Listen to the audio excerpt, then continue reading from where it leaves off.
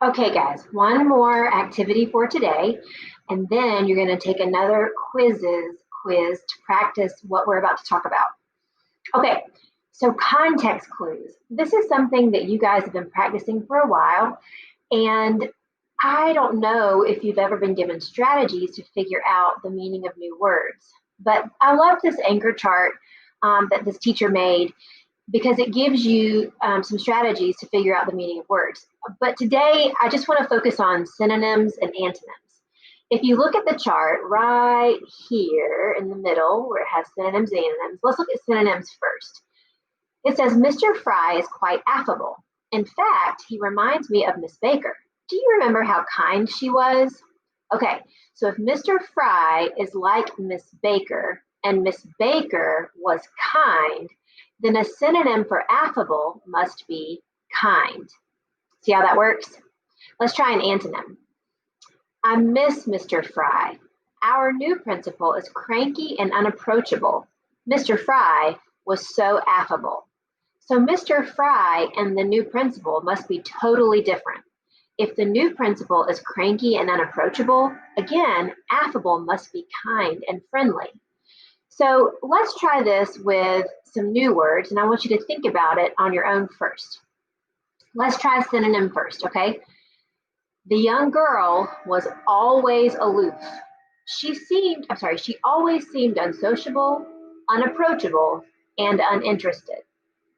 Now, if I was to think through this problem, I would say, okay, this girl is aloof.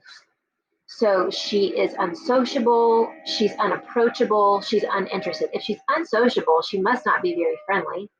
If she's unapproachable, she must be kind of intimidating to where you wouldn't want to go up and start talking to her. And uninterested, she just probably looks bored all of the time. So in my mind, aloof must mean maybe distant. Maybe she's not friendly. Let's see if that works. Aloof is not friendly, cool, or distant. So unsociable, unapproachable, and uninterested are synonyms for the word aloof. Okay, let's try an antonym using antonyms for context clues. Okay, and this is one of those words that you're probably never going to use, but we still need to be able to figure it out when we're reading a text, if it comes up. Okay, the tuba is such a corpulent instrument. I wish you would consider playing something small and light, like the flute, said my mom. Okay, so if the tuba, we know that a tuba is totally different from a flute. And if a flute is small and light, and a tuba is corpulent, and they're very different, then a tuba must be the opposite of small and light. And we know that already. A tuba is huge. So corpulent must be very large. Let's see what the dictionary definition said. Corpulent is fat. So the tuba is a fat, very large instrument, while a flute is the opposite. It's small and light.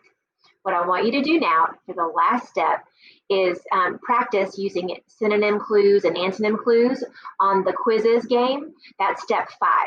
Now listen, if you are done with all of the steps today and you have extra time, I want you to make sure that you go back and finish any assignments that you have not finished yet. So far, you should have the vocabulary assignment from yesterday filled in, and that should be in your communication folder with your study guide.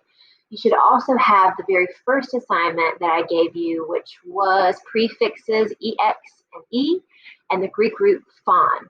So you should have those 2 sheets for sure. And then you should also have the point of view sheet that we did together today. So you have 3 sheets along with your study guide that should be in your communication folder. All right, I'm going to email your parents the answer sheets to all of those things, but you need to be looking at those a little bit every night. So do your final step. Make sure you have everything filled out and in your communication folder. And if you're done with absolutely everything, then you can read a book on EPIC. See you soon. Bye, guys.